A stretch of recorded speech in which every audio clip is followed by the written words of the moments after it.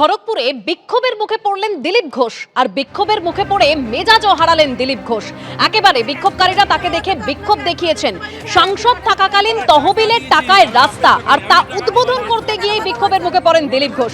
কিন্তু কেন বিক্ষোভ দেখালেন বিক্ষোভকারীরা, ঠিক কি দাবি করছেন তারা, আরো বিস্তারিত জানবো আমাদের প্রতিনিধি বিশ্বজিৎ দাসের কাছ থেকে। বিশ্বজিৎ। হ্যাঁ, দেবশ্রীকে যেটা বলে রাখছি, এখানে সাংসদ থাকাকালীন দিলীপ ঘোষ এখানে একটা রাস্তা, সেই সাংসদের তহবিল থেকে একটা রাস্তা উনি আজকে উদ্বোধন করতে এসেছিলেন। সেই রাস্তা উদ্বোধন করতে এসে এলাকাবাসীদের মধ্যে তিনি বিক্ষোভের মুখে পড়েন। এলাকাবাসীদের যেটা দাবি, যখন এই রাস্তা খারাপ ছিল তখন দিলীপ ঘোষকে বলা হয়েছিল, কিন্তু দিলীপ ঘোষ এখানে এসে একবারও রাস্তা দেখতে আসেন। কিন্তু রাস্তা হয়ে যাবার পরেই তিনি এখানে উদ্বোধন করতে এসেছেন। যখনই দিলীপ ঘোষকে এই কথাটা জিজ্ঞাসা করে এলাকাবাসীরা, তখন দিলীপ ঘোষ তাদের বাবা তুলে গালাগালি দিয়েছে, এমনটাই এলাকাবাসীদের অভিযোগ। আর সেই গালাগালির পরেই এলাকাবাসীরা তাদের দিলীপ ঘোষের উপরে বিক্ষোভ দেখায় এবং চূড়ান্তভাবে তাকে ঘিরে বিক্ষোভ দেখায়। তারপরে তুমি আমাদের সঙ্গে থাকো, ঠিক বিক্ষোভের মুহূর্তের ছবি আপনাদের সামনে রাখো।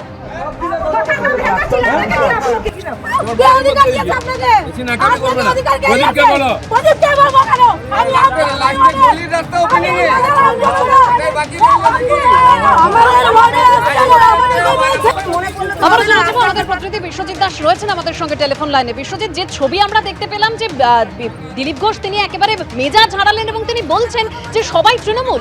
হ্যাঁ, তিনি মেজাজ হারিয়ে কথা বলেছেন এলাকাবাসীদের কি এরা প্রদীপ সরকারের লোক, তৃণমূলের লোক। এবং তারপরে আরো যখন এলাকাবাসীরা এই কথাটা শুনে, তখন গিয়ে দিলীপ ঘোষকে যখন ঘেরাও করে গাড়ির সামনে দিলীপ ঘোষ নিজের নিরাপত্তা রক্ষী দিয়ে জোর করে তাদের গাড়ির সামনে থেকে সরিয়ে দিয়ে গাড়ি নিয়ে এখান থেকে চলে যায়। দেবস্মিতা। একেবারে বিশ্বজিৎ, তুমি আমাদের সঙ্গে থাকো। দিলীপ ঘোষ তিনি মেজাজ হারিয়েছেন এবং তিনি প্রশ্ন করছেন যে তৃণমূল কেন বাধা দেওয়ার চেষ্টা করবে।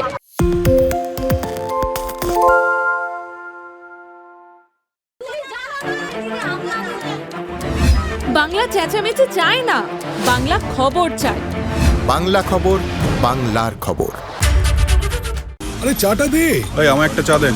কি হলো আমারটা? বাংলা পক্ষপাত চায় না, বাংলা খবর চায়। বাংলা খবর, বাংলার খবর। সত্য অন্তহীন, সত্যের খোঁজও তাই, সত্য সন্ধানে তাই আমরা অক্লান্ত, অকুতভয়। এবিপি আনন্দ নতুন ভাবনার প্রতীক, যা মনে মুক্ত, তথ্যে যুক্ত এবং যাবতীয় সীমানার বাঁধন থেকে মুক্ত। সীমা না শব্দটির মধ্যে লুকিয়ে আছে মানা শব্দটি, যেন চোখ রাঙানি এক অদৃশ্য বেড়াজাল, যা আটকে রাখে আমাদের এক ছোট্ট গণ্ডির মধ্যে। একমাত্র সঠিক খবরই গড়ে তুলবে এক মুক্ত সমাজ। সেই জগৎ গড়ার লক্ষ্যে কোনো সীমানার ঠুকুটি আমরা মানব না।